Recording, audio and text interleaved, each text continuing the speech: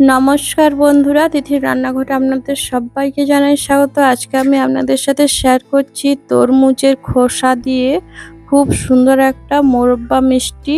এটা আপনারা 1 বছর প্রায় কাঁচের বোয়ালে ভরে রেখে দেবেন, কোনো ধরনের নষ্ট হওয়ার ভয় থাকবে না।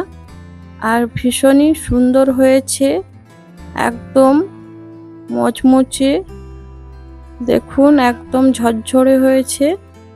এটা নরম হলে নষ্ট হওয়ার ভয় থাকে, এটা একদম শক্ত হয়েছে আর ভেতরটা রসালো। পুরো রেসিপিটা শুরু থেকে শেষ পর্যন্ত দেখবেন, আপনাদের আশা করি ভালো লাগবে। তরমুজের খোসাগুলো আমি খুব সুন্দর সবুজ অংশটা কেটে বাদ দিয়ে দিয়েছি, আর এই সাদা অংশটি পরিষ্কার করে কেটে ধুয়ে নিয়েছি ছোট ছোট টুকরো করে। দোকানে যেভাবে আমরা মোরব্বা কিনতে পাই, প্যাকেট বা লুজ 10 টাকা দাম নেয়, সেই ধরনের ভাবেই আমি কেটেছি ছোট ছোট করে। আর এখানে চিনি নিয়েছি, জল নিয়েছি, জল দিয়ে দিচ্ছি 1 গ্লাস মতন, আর চিনি নিয়েছি এখানে। জলটা কিছুটা কমিয়ে দিচ্ছি।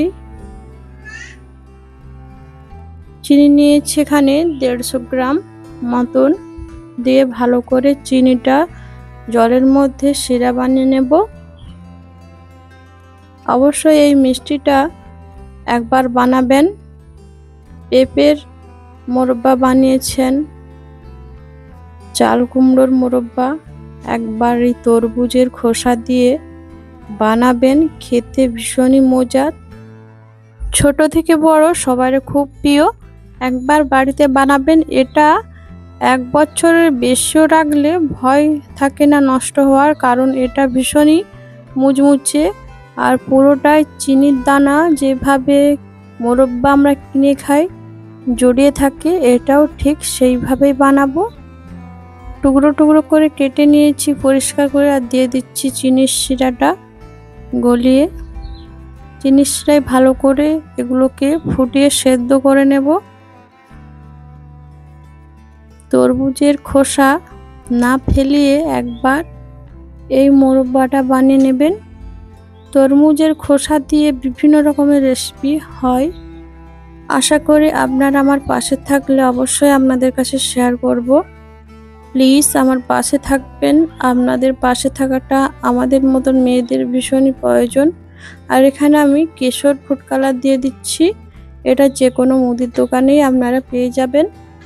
এটা অল্পতেই খুব সুন্দর কালার আসে, আর এটাতে কোনো ধরনের পেট খারাপ হওয়ার ভয় থাকে না।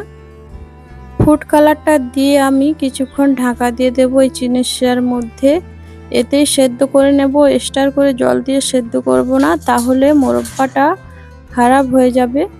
এইভাবেই চিনির শিরার মধ্যেই আমি সেদ্ধ করে নেব।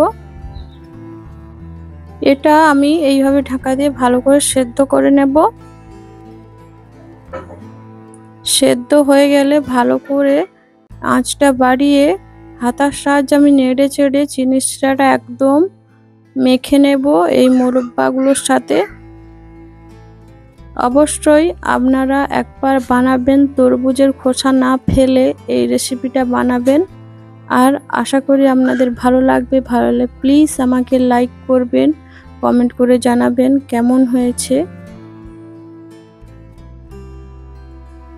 এটা কিছুক্ষণ আমি সেদ্ধ করে নিয়েছি, আর শিরাটাও অনেকটাই মোরব্বাতে খেঁচে নিয়েছে। দেখুন যতটা জল ছিল ততটা নেই।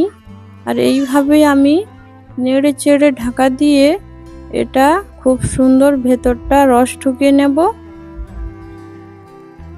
আর একদম লাস্ট পর্যায়ে আঁচটা মিডিয়াম আঁচে রেখে আমি হাতার সাহায্যে এইভাবে নেড়ে চেড়ে খুব সুন্দর ঝরঝরে ঠকঠকে ঝরঝরে একদম মোরব্বাটা বানিয়ে নেব। কোনো ধরনের রোদে না দিয়েই এই মোরব্বাটা একদম ঝরঝরে হবে দোকানের মতন।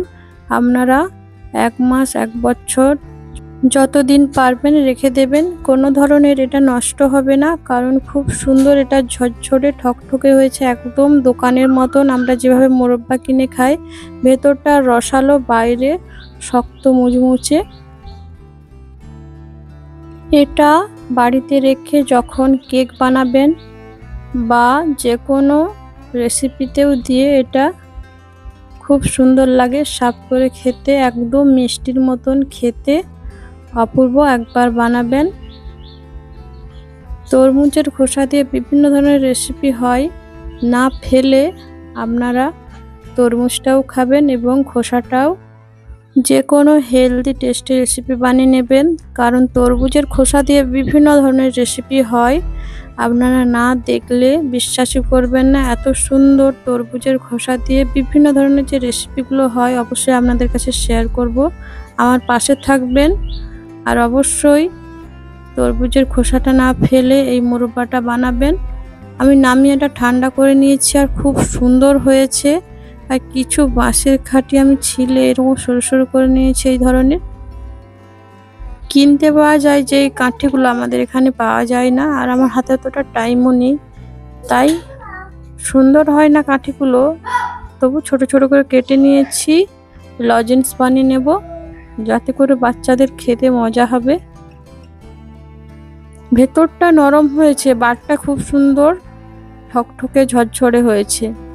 আর আজকের মোরব্বাটা ভালো লাগলে প্লিজ আমাকে কমেন্ট করে জানাবেন, আর আমার চ্যানেলটিকে সাবস্ক্রাইব করে নেবেন যাতে করে নিত্য নতুন রেসিপি শেয়ার করতে পারি আপনাদের সাথে। সবার আগে আমার ভিডিও পেতে প্লিজ নোটিফিকেশনটি ক্লিক করে নেবেন, যাতে করে আমার রেসিপিগুলো আপনাদের কাছে পৌঁছাতে পারে। এই গরমে ভালো থাকবেন, সুস্থ থাকবেন, সাবধানে থাকবেন।